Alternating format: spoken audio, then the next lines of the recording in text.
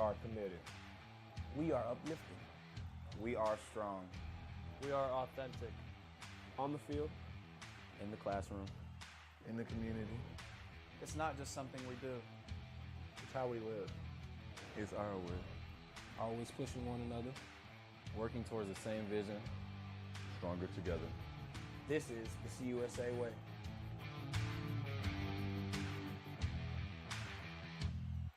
We're a university founded on the side of an airport, reaching new heights. It's in our DNA. And since then, we've dedicated ourselves to solving the big problems facing our community and the world. We believe that crazy startup idea isn't so crazy, that families without healthcare shouldn't have to go it alone. We believe we can be better prepared for the next hurricane, and that our coral reefs can be saved. And that's because, above all else, we believe in you.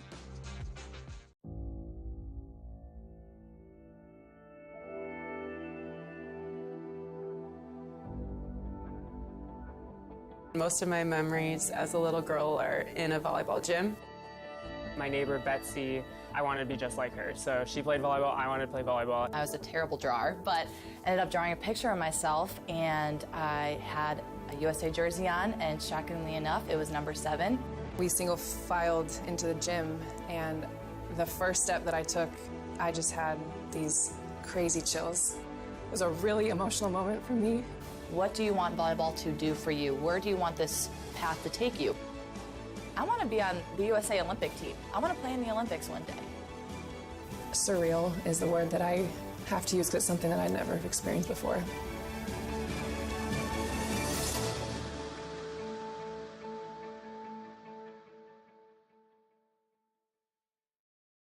First day of campus here at FIU. Usually we're over in the Graham Center on a Monday afternoon. This is Panther Talk with Jeremy Ballard, a bye week for football, so we're previewing hoop season just over a month away now with first-year head coach Jeremy Ballard.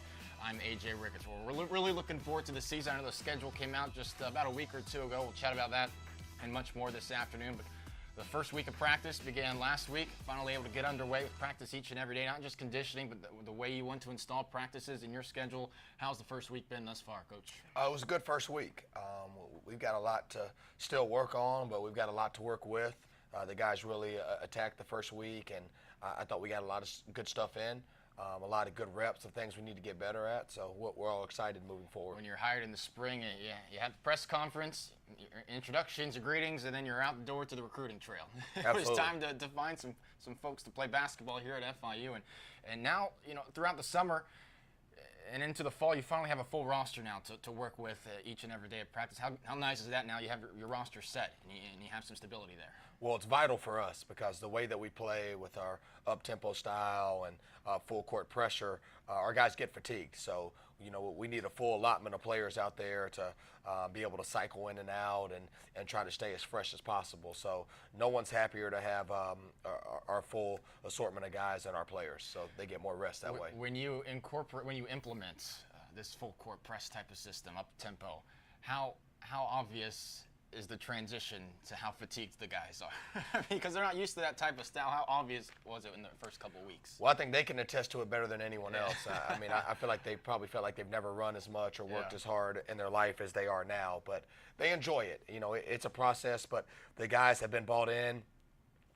They've really given of themselves in terms of trying to get to the conditioning level that they need to be at to play this way, and I've been pleased and proud of their effort so far. Let's talk about a couple of new guys on this year's roster, a number of new pieces. Marcus Burwell is a JUCO guy originally from Richmond. Obviously, you're at VCU for a good number of years. Philip Smith, a 6'4", combo guy out of Maryland. Antonio Day grew up in Fort Lauderdale, played prep ball in Durham, North Carolina. Now coming back down to South Florida. And Cam Cochran, transfer from Arkansas, Little Rock, sit 1, play 3. A number of new guys on the roster. What have they shown so far? Well, we're pleased because we've got a number of those guys that have connections to Florida, which recruiting-wise is big for us. We really want to try to put a fence around the South Florida area, a fence around the state, and really hit Florida hard in terms of recruiting. But really pleased with these guys coming in. It's our first recruiting class, so we want to set a tone for the kind of young men we want to bring in, character-wise, and certainly what they bring on the court as well. And these are guys that fit our style of play. Yeah. They fit who we are. They fit who our culture. what our culture is, and they've done a great job blending in with the returning players as well. When we talk about recruiting in South Florida or the state of Florida in general, the football talent it has comes to mind, and so many Power 5 schools coming down here trying to get recruits. Obviously, FIU has made an impact recruiting the South Florida area, but in terms of hoops, and some of your assistants have plenty of experience recruiting down here in South Florida. Jesse Bopp, head coach at IMG previously. What have you seen in terms of South Florida talent, the state of Florida talent, and trying to fence it off and bring them down here? Well, absolutely. I mean, rightfully so. The state of Florida is known and renowned for all the football talent, but the basketball talent is certainly rich too. And every place that I've been at, this is my 15th year being a Division I coach, I've recruited the state of Florida every stop that I've been in. And I've been all over the country. I've been in New York, I've been in Oklahoma, I've been in Illinois, I've been in Virginia, I've been in Pennsylvania. Every roster that I've ever been on, there's a player from Florida on that roster. So, now to actually be in the state and be able to recruit locally and get these guys here, that's pivotal for us. And the way that we play and the amount of athletes that are here that can fit our style of play, it's really exciting for us, and we want to make sure that they know this is a great place for them to continue their basketball career. One of the top returners for you, Brian Beard, one of the top defensive players in Conference USA. Well, he's not from Florida. He's from Rancho Cucamonga, California, on the other side of the map. But he figures to be a leader for the team this year. I think led the league in steals last season. But what have you seen from him throughout some preseason practices thus far? As he figures to be a leader on the team again this year. Yeah, well, he led the league in steals. He also led the league in conference play and assists as well. So he really did a number of things well for the team last year. But I feel very fortunate to have inherited an all-conference point guard, but we need for him to be a leader, and we need for him to be better in every area this year than he was last year. And that's asking a lot for a guy that was all-conference and led the league in those categories. But the ball will be in his hands quite a bit. We're going to ask him to play faster than he's ever been asked to play before. We're going to ask him to pressure and play harder defensively than he ever has before, but he's more than capable of doing it. And in fact, I think this suits him better than any other style he's been in. I want to ask you about a facet in terms of tangible improvement for a basketball team year in and year out. You talk about free throw shooting, right? And FIU, there was a department they struggled in last year. When you were trying to improve a player's free throw shooting, and they've been at a low percentage for a year or two, is it about repetition and practice? Is it about fixing maybe a flaw in form? What do you typically try to improve when you're looking at percentages of a free throw shooter and working on with them in the off season? Is it just reps? I mean, what is typically the process for that? Well, I think you nailed it all. It's all of the above. You certainly got to have the reps. You got to put in the hours, in shooting it. But if you do hours and hours of shooting the wrong way, then you're not. It's going to put a ceiling on how far you can improve as a free throw shooter. So certainly we're going to have the reps, and we're going to analyze, any player that may have a flaw in their mechanics or a flaw in their form, but also help them on the mental aspect and make sure that they feel confident going to the line to make free throws. Put them in situations in practice where they're in pressure situations, where they're shooting free throws while they're fatigued. All of those things can help you improve. All right, taking a look at the schedule released, I think a week or two ago, you open up the season against Webb International, but a very intriguing schedule. You're going to have a tournament up in Fordham, up in New York, I think Fordham, Columbia, and one other game as well. A number of Florida teams on the schedule: North Florida, South Florida at FGCU, and before conference play begins, and then obviously a trip to Arkansas. I think the first day of December you'll be up in an SEC school. What are your impressions of the schedule and what you guys are able to get there? We're excited about it.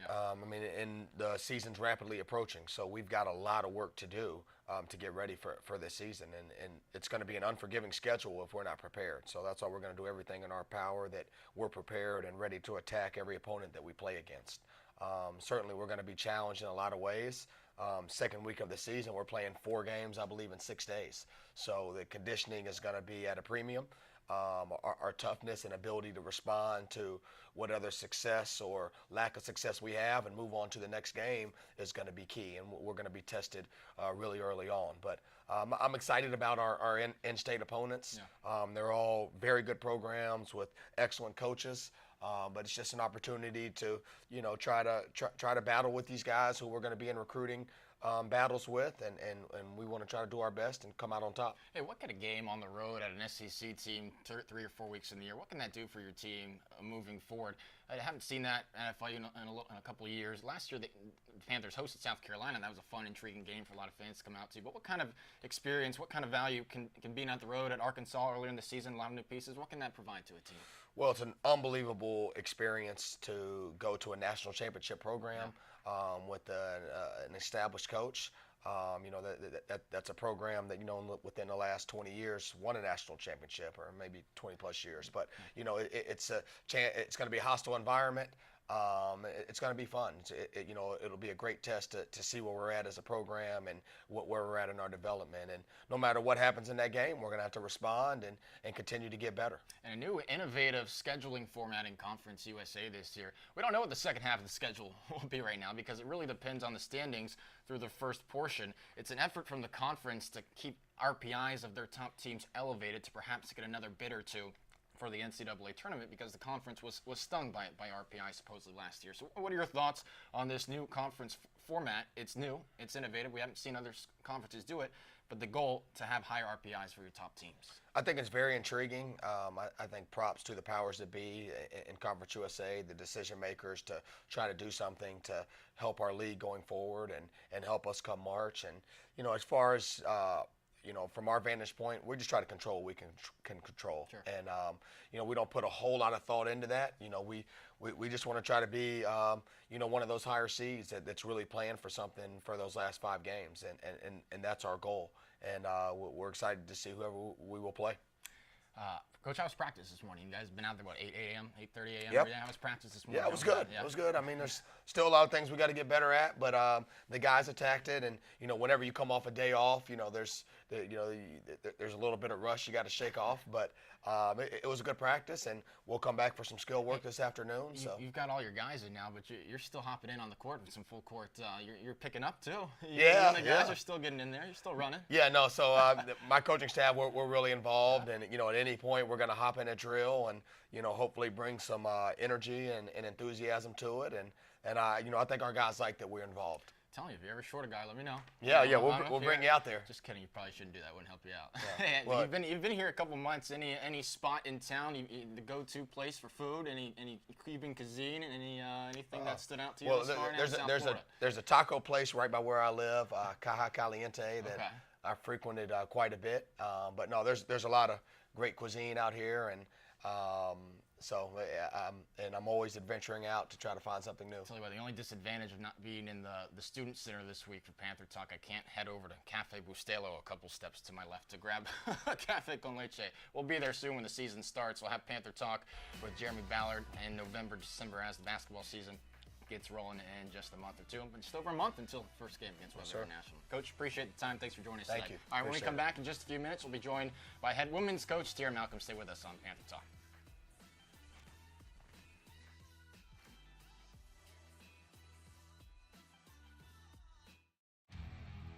We are committed. We are uplifting. We are strong. We are authentic. On the field. In the classroom. In the community. It's not just something we do. It's how we live. It's our way. Always pushing one another. Working towards the same vision. Stronger together. This is the CUSA Way.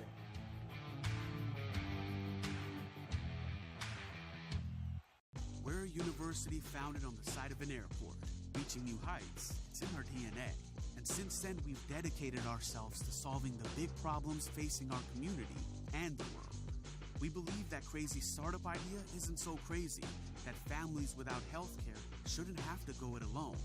We believe we can be better prepared for the next hurricane, and that our coral reefs can be saved. And that's because, above all else, we believe in you.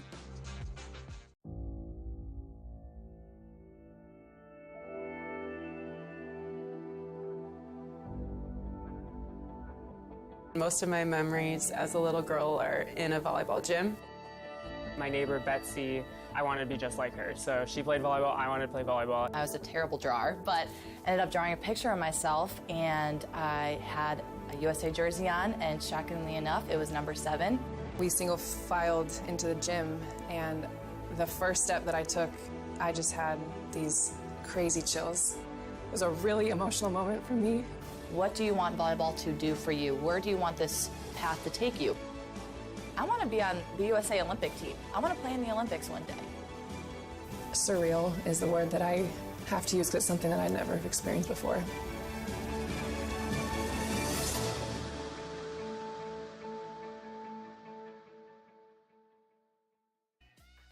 Welcome back to Panther Talk. Of course, the middle of football season, but a bye week, and we're already looking forward to hoops. In just over a month, we'll have our first action at the Ocean Bank Convocation Center. This is Panther Talk. I'm AJ Ricketts, joined alongside head women's coach Tiara Malcom, entering your third season at the helm of the FIU Panthers. And Coach, I know last week, always a notch up of excitement, of intensity, the first official week of practice. How the first couple days gone this far?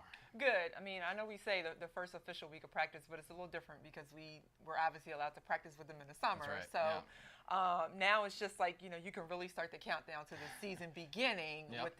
with these first couple of practices. But overall, they've been really, really competitive, which I'm really happy about. I think that, competition breeds success. It's really, really healthy. And I think that the players are just really getting after it. Yeah, some new pieces to put the puzzle together this year. I think 4 returners with 7 new pieces on this year's roster. How have they acclimated? How have they adjusted? You have transfers, you have underclassmen. How is piecing that together early on been? They've been really good. And, now I feel like we have a mix of some older and younger, so we have that leadership where the older kids are kind of, bringing the younger ones along. And then, the returners are having to kind of, find their way and help everyone else along the way. But I think it's been really, really good. Shanti Walker was one of the most fun players to watch last season. She could doubles at times, could make an impact down low. Sometimes she'd lead the fast break. She loved to lead the team in transition sometimes. Sometimes it worked, other times you had talking to her on the sideline. But what has Shanti Walker shown this offseason? Just the biggest thing for her is she's so skilled, and her ability to affect many different areas on the court, whether it's rebounding, whether it's, starting the break, whether it's stretching the floor and shooting the three. She's been able to do all that. We expect that her impact this season will be in all of those areas and even more. What is the toughest adjustment you see typically out of underclassmen as they begin their collegiate careers? Because you've had scores, I think Tamiracle's one as well, high volume scores in high school. What's the toughest adjustment for them to try to replicate that type of scoring at a collegiate level? I think it's just when you come to college, it's just so much. Now you're lifting 3, 4, 5 times a week, and you have to go to class, and you're carrying that load, and then you have to do study hall, and you have to do tutoring. But just learning to manage that. But then once you get on the court, it's learning the system. And then it's the speed and strength. You're coming in as a freshman and you're playing against young ladies that are 3, 4, sometimes 5 years older than you. So just trying to pick and choose your spots where you can be successful. All right, we don't have a monitor for you to see right now. We're going to go ahead and play it. You were quite the player at the University of Delaware. All-conference honors a couple seasons. CAA Player of the Year in 2004, 2005. Led the league in scoring, I believe, 15 points per game. 7 rebounds per game. What do you remember from your times at what was a very established mid-major under Tina Martin by the time you were finished there? I had a lot of fun. I mean, we won a lot of games. Right there for you, yeah. But the biggest thing I remember is just my teammates. I mean, the road trips, and like I said, winning is fun, and definitely trying to bring that to what we're trying to do here. But just my teammates and traveling and being on the road and learning each other. That's probably what I remember the most. And you were able to join the staff after graduating as a player. You went to 3 WNITs as a player, very successful, and then you guys went further than that once you were on staff. What contributed to the success at a mid-major program like that, what you're trying to replicate here? I think obviously Tina Martin was the head coach, and she did a great job of just being really, really consistent.